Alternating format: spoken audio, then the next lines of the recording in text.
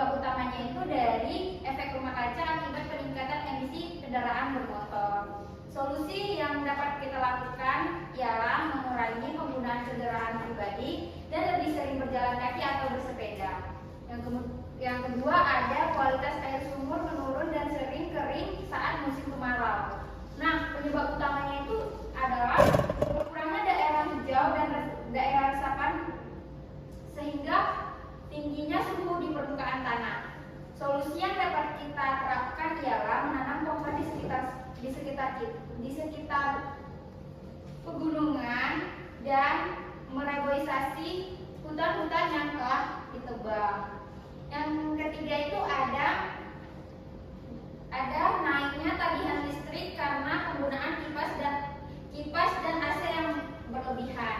Nah, penyebab utamanya itu ialah karena suhu udara tadi semakin panas akibat pemanasan global, maka solusi yang dapat kita lakukan ialah mematikan alat listrik saat tidak menggunakan sehingga mengurangi gas rumah kaca.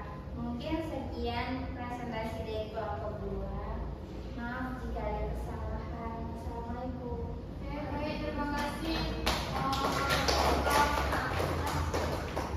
Nah, dari hasil kerja kelompok kalian, apa yang bisa disimpulkan? Ada yang mau menyimpulkan? Satu kelompok satu orang.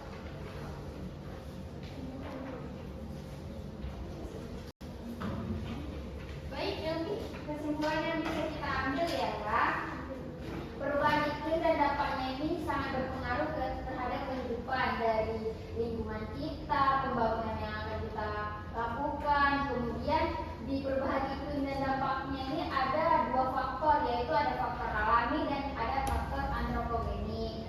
Antropogenik ini akibat dari aktivitas manusia, yang dimana contoh yang saya sebutkan yang disebutkan tadi itu seperti suhu udara terasa semakin panas pada siang hari itu salah satu penyebabnya adalah